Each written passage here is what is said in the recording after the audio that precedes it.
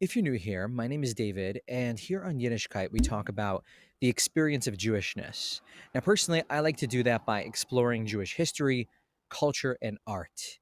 And Rosh Hashanah, the Jewish New Year, and all the stuff that comes with it is such a great way to capture so many of these elements, the Jewish traditions, the culture, and a lot of art that comes from this season.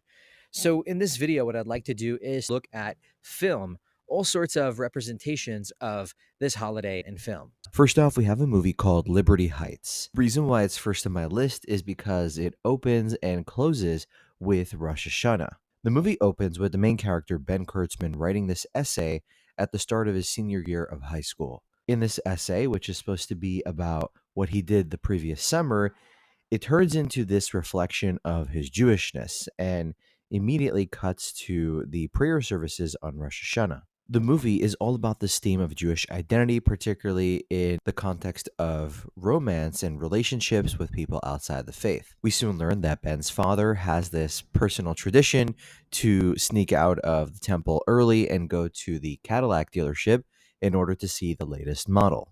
Like clockwork, if it's Rosh Hashanah, Nate and Charlie must pay a visit. What can I say? It's tradition. The canna sings, that's our cue to see the new caddy. Pretty. Pretty and green. They're calling it mist green.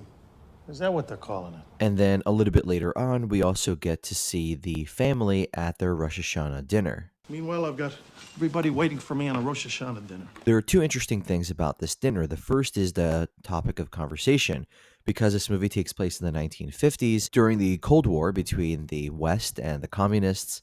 They're discussing McCarthyism, which was the era where people who were suspected or actual communists were investigated in a public way, including many Jews. And so we can see the main characters reflecting on their Jewishness in a political sense during that era. And so in the modern era, this time of year, Rosh Hashanah and Yom Kippur, is also a time to reflect on our Jewishness, what it means to be a Jew in America. A person is a communist or a socialist. What does that mean in and of itself? If you say you're a communist and you want to blow up a building or sell secrets to a spy, that's a different situation.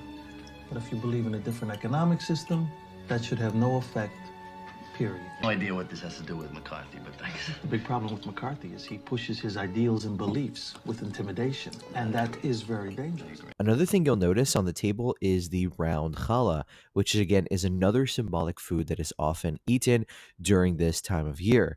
The round challah symbolizes the cycle of life, and we of course want to make it sweet, so we add honey to the challah, and often people will also add in raisins into the challah dough before they bake it. At the end of the movie, the father has to be taken in by the authorities, and so one of his sons who has some connections tries to make sure that the father is able to upkeep his tradition of going to see the latest Cadillac. Just to see if there's a way that they could not have my father arrested until after the Rosh Hashanah services and after he sees the new Cadillac. But is that part of the religious service? It is with him. The movie closes on an almost identical scene of the Rosh Hashanah services, with the major difference that although the father's slipping out of the temple, he's really saying goodbye to his family.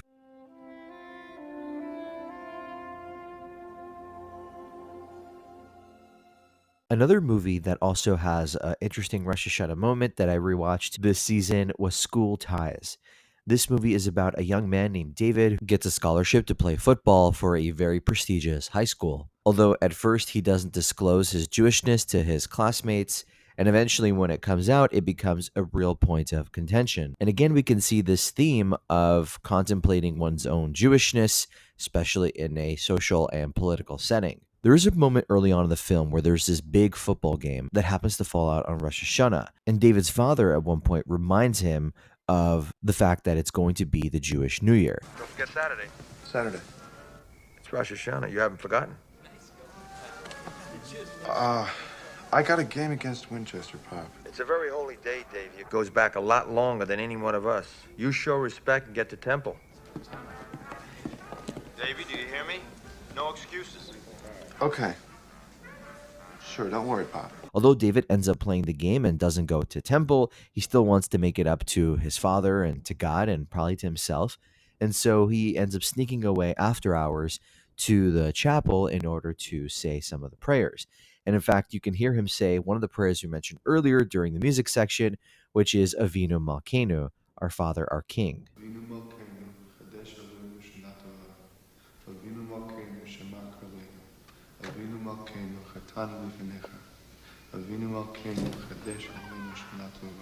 And then the headmaster of the school sees that the lights are on in the chapel and finds David praying, and they have this really interesting exchange, which kind of sums up David's dynamic in that school and the dynamic of the film in general. What are you doing here, Green?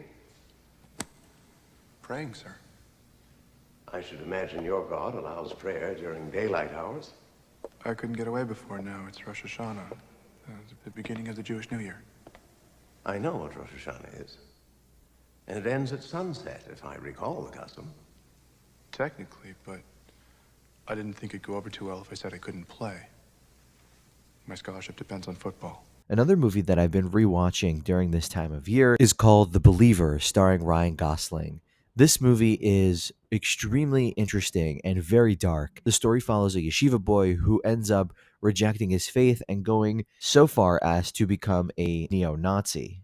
During the first part of the film, we see how the main character, Daniel, is antagonizing the Jews of his own community. However, the ending of the film takes place during the Jewish high holidays, including Rosh Hashanah and Yom Kippur. What's really interesting is that one of the main themes of this story is actually the binding of Isaac, the Akedas Yitzchak, which we mentioned is an important theme for Rosh Hashanah. Early on in the movie, there's a scene when Danny is still a young boy in yeshiva having a debate about the Akedah with his rabbi. As usual, you have something to add? It's not about Abraham's faith. It's about God's power. God says, you know how powerful I am? I can make you do anything I want, no matter how stupid. Even kill your own son.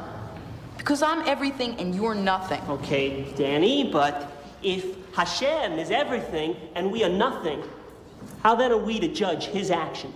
We have free will and intelligence, which God allegedly gave us. Wait, what are you talking about? God never lets Abraham kill Isaac. He gives him the ram so he doesn't have to. Personally, I think that's a lie. You think? Based on what? There's Midrash supporting it. My father read a book by Shalom Spiegel that said Isaac died and was reborn. No one follows that Midrash. I do. I follow it. But okay, say God provided the ram. So what? Once Abraham raised the knife, it was as if he'd killed him in his heart. He could never forget that, and neither could Isaac.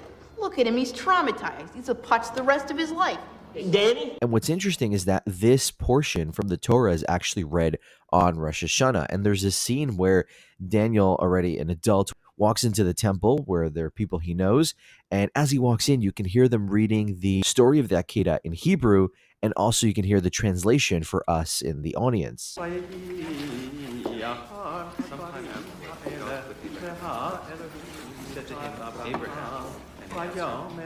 am. And he said, take your son, your only son, whom you love, Isaac, and go to the land of Not his Moriah, only son. and offer him there as a sacrifice. The only one he loves. You can hear people wish each other Shana Tova, which means have a good year. And also just have to point out that this actress is Tova Feldshuh. She also appears in other movies that have to do with this time of year.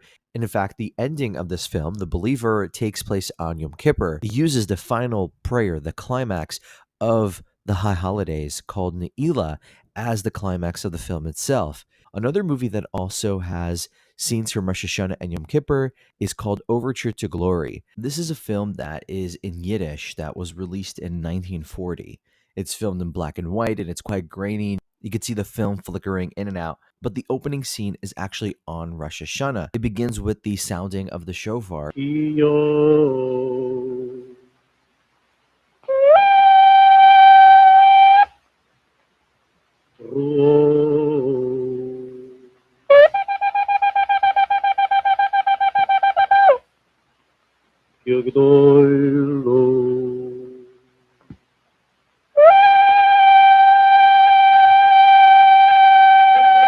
And then we're introduced to the main character, Yoel David, who is the chazan, the cantor, who leads the services in that congregation. It's at this point that we see Two non-Jewish people come to visit the synagogue in order to hear him sing, eventually try to recruit the cantor to join their opera in Warsaw. If you're someone who's interested in learning more about Jewish history, art, and culture, then you, my friend, are in the right place.